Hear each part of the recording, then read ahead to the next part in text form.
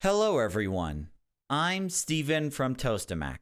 Last week, my workplace had me and my coworkers do some online training sessions. For those in the retail department, you probably know how this usually goes. We watch a few videos, answer some quiz questions, and then life moves on. However, this particular session made me do something that, admittedly, I haven't really felt the need to do with some of the previous training sessions. And that is, I was actually thinking about it, because this particular session covered the topic of unlawful harassment in the work environment. Let me tell you, my mind was blown with how much I have learned through this session, and knowing that people like me and you are protected not just by company policy, but by federal law as well. My eyes were opened in terms of what is unlawful harassment? What are your rights? What to do if you are being unlawfully harassed? And also, just being careful with what you say and do out in public, not just in the workplace, but anywhere, really. Something as small as a joke or maybe a question, if told to the wrong person, or in some cases told at all, can have disastrous consequences in the future. And as I was looking through this session, I came to the realization that this isn't just information just for me to know. Every single autistic adult, every single autistic who has a job and is in the work environment needs to know about this. They need to know what unlawful harassment is, and that you are protected by federal law, and that you don't have to put up with extra garbage just because of the work environment. If something's wrong, something needs to be done about it. And you have the power to do something about it. You don't have to just take it. So that's what I want to do with today's video. I want to go over with you what I have learned in terms of what is unlawful harassment, what are your rights, and what to do if you are being unlawfully harassed. Now, as you may have noticed, I don't have the green screen set up. I don't have the any music playing whatsoever, because this is one of those times where the laughter and the entertainment needs to stop. This is a serious topic to go over, and I don't want anything detracting from that point. Now, something to remember before we begin. What I'm covering here is what the policy is and the laws are in the US. Most likely it's different in other places like the UK or other places of the world. If you would like to know what the policy is in terms of unlawful harassment in your area, if you live outside the US, please let me know in the comment section below. I'll see what I can do in terms of some research and try to get an answer to you as soon as I can. So, without further ado, let's begin. What is unlawful harassment? It is defined by the U.S. Equal Employment Opportunity Commission, or EEOC for short. Harassment is a form of employment discrimination that violates Title VII of the Civil Rights Act of 1964, the Age Discrimination in Employment Act of 1967, ADEA, and the Americans with Disabilities Act of 1990, ADA. Harassment is unwelcome conduct that is based on race, color, religion, sex, including pregnancy, national origin, age, 40 or older, disability, or genetic information. Harassment becomes unlawful where 1. Enduring the offensive conduct becomes a condition in continued employment, or 2. The conduct is severe or pervasive enough to create a work environment that a reasonable person would consider intimidating, hostile, or abusive.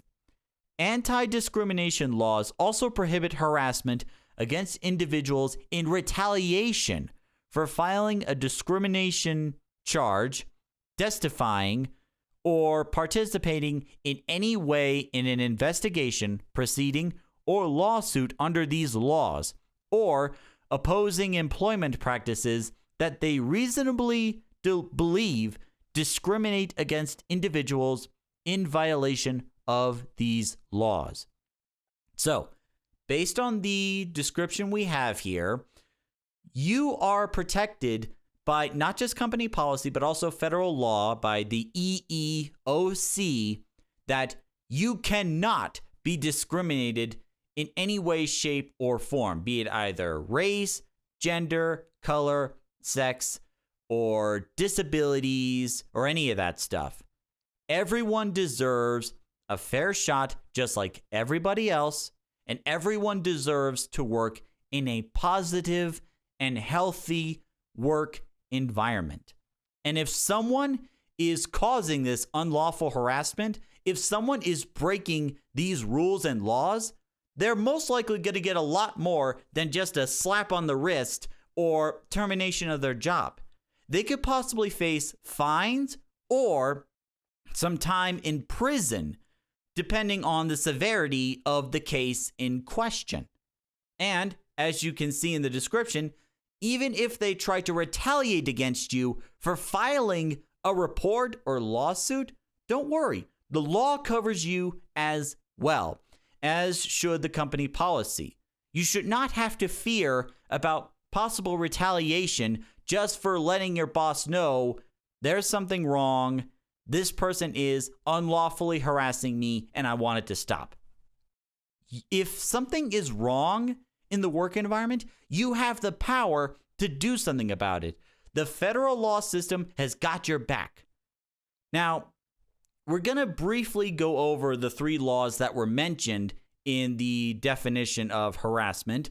Now, if you want to learn more about the details and specifics of these laws, I'll leave a link to this site in the description down below. I highly recommend you check it out. So, the first one that was mentioned was Title VII of the Civil Rights Act of 1964. And basically, under this law, it is unlawful employment practice for an employer to fail or refuse to hire or to discharge any individual or otherwise to discriminate against any individual with respect to his compensation, terms, conditions, or privileges of employment because of such individuals' races, color, religion, sex, or national origins, or to limit, segregate, or classify his employees or applicants for employment in any way which would deprive or tend to deprive any individual of employment opportunities or otherwise adversely affect his status as an employee because of such individual's race, color, religion, sex, or national origin. So, under this law, the employers and coworkers are not allowed to discriminate you in any way, shape, or form. Just because you have a certain race, certain gender, or certain religious belief, that does not mean that you don't deserve an equal share or an equal opportunity like everybody else. You should be getting the same benefits, the same pay, the same chance of getting hired as anybody else. No one has the right to put you in a lesser position just because of who you are or what some of your traits are. Now, the next one is for those that are 40 and older. This is the Age Discrimination in Employment Act of 1967. This law ensures that those that are 40 and older, again, get an equal shot like everybody else. For example, It shall be unlawful for an employer to fail or to refuse or to discharge any individual or otherwise discriminate against any individual with respect to his compensation, terms, conditions, or privileges of employment because of such individual's age, or to limit, segregate, or classify his employees in any way which would deprive or tend to deprive any individual of employment opportunities or otherwise adversely affect his status as an employee because of such individual's age, or to reduce the wage rate of any employee in order to comply with this chapter. Now, there's a lot more details on this law. Again, click the link in the description down below to learn more about it. But the Age Discrimination in Employment Act of 1967 basically allows those that are 40 and older to still get an equal opportunity like everybody else. Like in my workplace, there are several coworkers that are 40 and older, and we get along with them just fine. I mean, heck, some of them I would even consider my friends because they really helped me out through some tough times. So just because you are 40 and older, that doesn't necessarily mean that you should have less of a chance as someone who's maybe 18, 21, or 32. If you're qualified for that job, if you meet the qualifications and you want that job, you should have a fair shot and you should be getting the same pay and benefits as everybody else. Finally, for those who have autism or any other mental or physical disability, the federal laws that cover you are Titles 1 and 5 of the Americans with Disabilities Act of 1990, or ADA for short. Under this law, under discrimination, general rule, no covered entity shall discriminate against a qualified individual on the basis of disability in regard to job application procedures, the hiring, advancement, or discharge of employees, employee compensation, job training, and other terms, conditions, and privileges of employment. Construction. As used in subsection A of this section, the term discriminate against a qualified individual on the basis of disability includes limiting, segregating, or classifying a job applicant or employee in a way that adversely affects the opportunities or status of such applicant or employee because of the disability of such applicant or employee. Participating in a contractual or other arrangement or relationship that has the effect of subjecting a covered entity's qualified applicant or employee with a disability to the discrimination prohibited by this subchapter. Such relationship includes a relationship with an employment or federal agency, labor union, an organization providing fringe benefits to an employee of the covered entity, or an organization providing training and apprenticeship programs. Utilizing standards, criteria, or methods of administration that have the effect of discrimination on the basis of disability or that perpetuate the discrimination of others who are subject to common administrative control. Again, there's a lot more details on here. If you want to learn more, click the link in the description down below. But basically what this means is, even though you have a disability, that does not give the employers or hiring managers the right to discriminate against you. Again, you should be getting the same opportunity, the same benefits, and the same pay as every other associate in the work environment. There's no excuses, no exceptions. Everyone deserves an equal and fair shot. So, as you have seen with these federal laws, you are covered, you are protected, and most of all, you are empowered to do something about it should something go wrong. Unfortunately, that doesn't stop some people for trying to conduct unlawful harassment in the workplace. And it is unfortunate, but that's why we have these laws, and that's why company policies should cover that stuff. Now then, What should we do in the event where we are being unlawfully harassed? Well, before we get into that, let's go over what can be defined as unlawful harassment and what could just be seen as an isolated incident. We'll look into an example of an isolated incident before we get into unlawful harassment.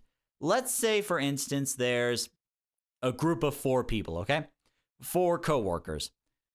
Person A says a joke, but person B gets seriously offended and upset. Person C and B tells A, hey, you shouldn't have said that. That was very uncalled for and offensive, and you hurt person B's feelings, and here's why. Person A then realizes the mistake, then goes to person B and says, hey, I'm sorry. I didn't mean to hurt or offend you. What I said was uncalled for. I didn't know better. I will learn from this and never do this again. And like person A says, it never happens again and life moves on. This can be seen as just an isolated incident because it only happened one time. The person acknowledges the mistake, apologizes, and never does it again. Now, in some cases, you might not want to report an isolated incident, or in the event where you feel that it's very severe or pervasive, or if it's really, really serious, don't be afraid to talk to a supervisor or manager about it. They will look into it and talk to you and the other person who said that statement or did whatever he or she did. They'll look into it as soon as possible if you feel like if the incident was very severe or very pervasive. So that's an example of an isolated incident.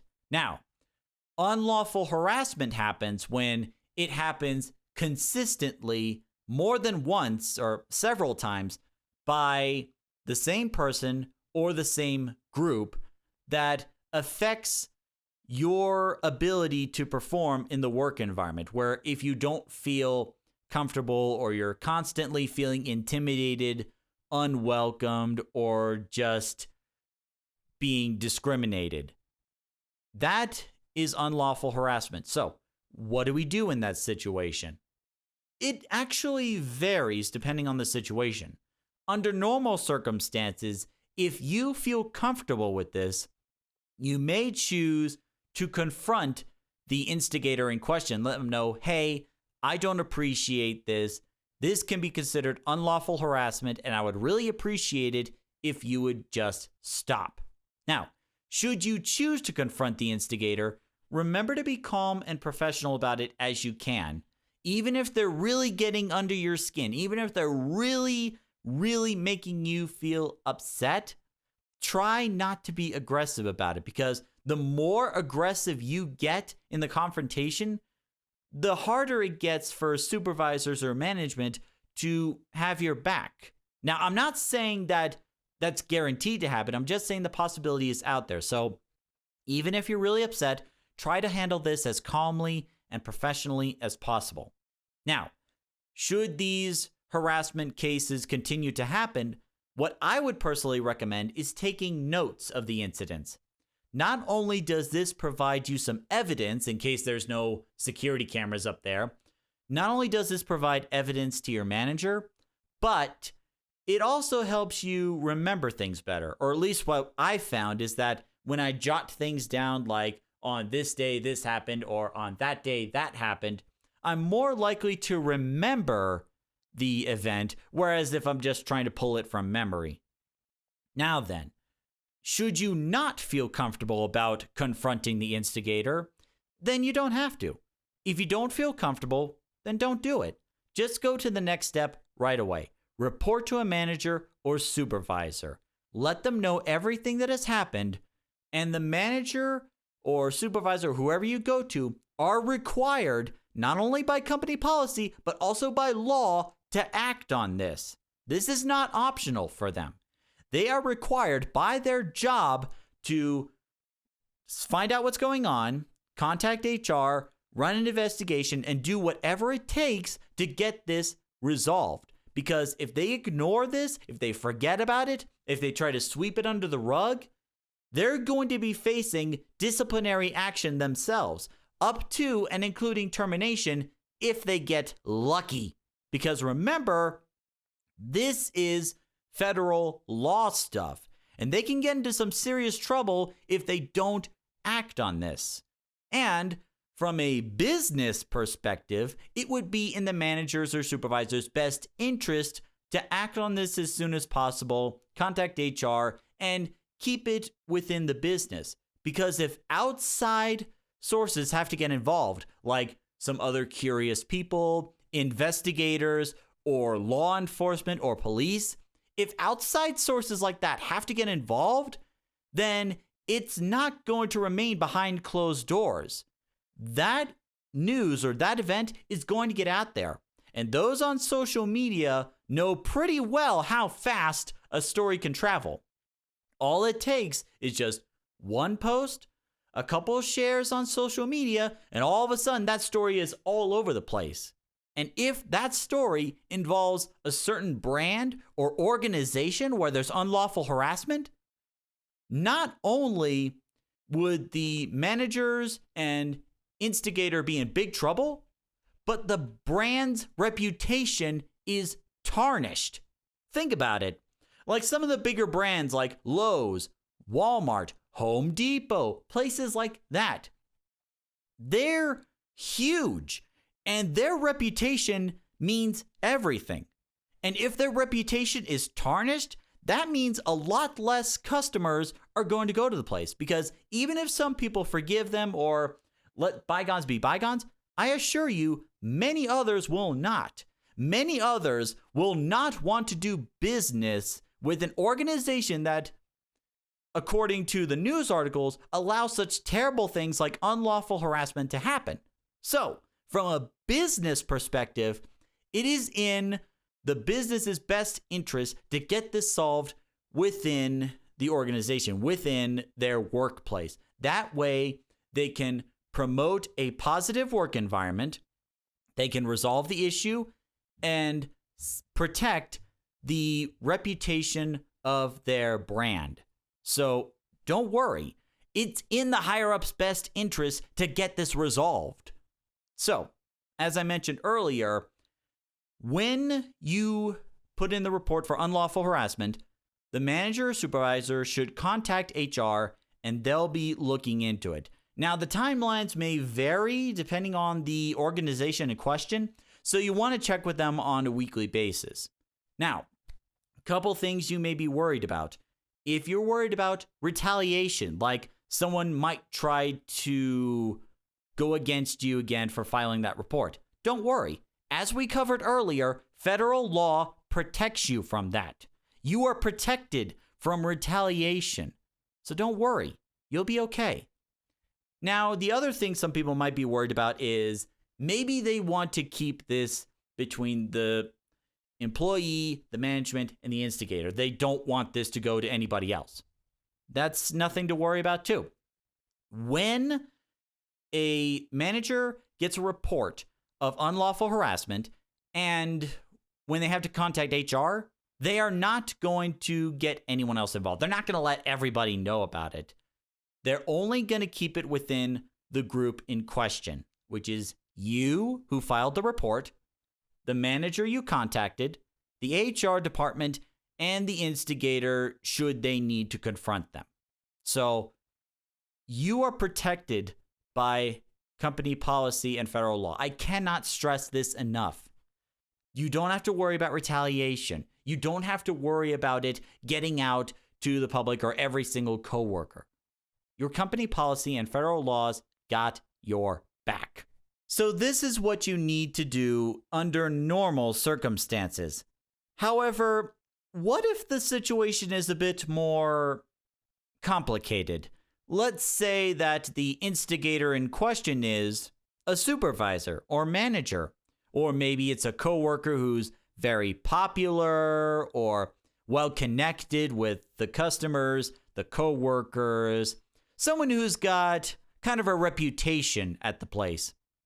In this particular scenario, you should not confront them because the problem is if you try to confront them, they might do their best to make things worse for you in the future. So in this situation, if you're dealing with someone who's a higher position than you or is well known, do not confront them. Instead, just go straight to a different manager and let them know about it. Again, they got your back. The company policy and federal laws will protect you from retaliation and also protect where the news gets out. Like, it'll only stay within the group.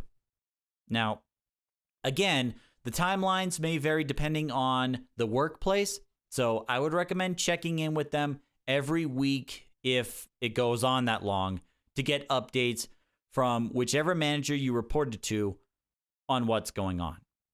So this is everything I have learned in terms of like, what is unlawful harassment? What are your rights?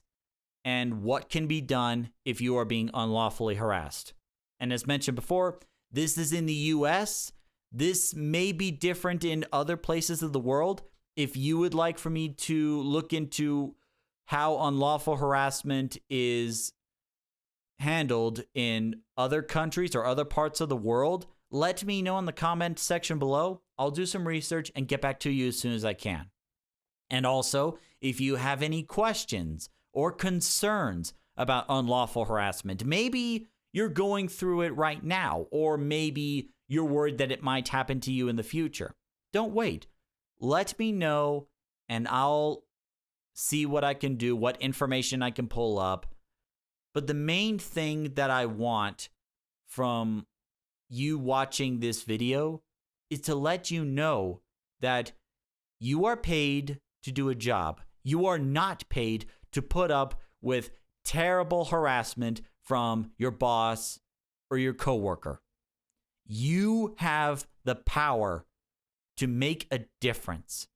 You do not have to sit there and take whatever is dealt to you by coworkers or your boss just because of certain traits that you have, be it either gender, color, race, religion, disability, national origin, or any of that. You are important. You are a human being just like everybody else. And you are important. You are empowered. Even if you don't feel it right now, believe me, you are. And it's part of the reason why I want to make this video, to not only inform you, but to let you know you can do something about it. There are people that have your back. And if you don't believe this, or if nobody else says this, allow me to say it. I believe in you. You can make a difference. All you have to do is take that first step. So that's going to wrap up the video for today. I know it's a much longer one than I usually do, but I assure you every minute of this video is significant. And I want to thank you for taking time to watch this very important video. I hope this is helpful to not only those in the autistic community, but everyone, really. We have the right to say something should something go wrong. We have the right to act if something goes wrong. So that's what I want to leave you with.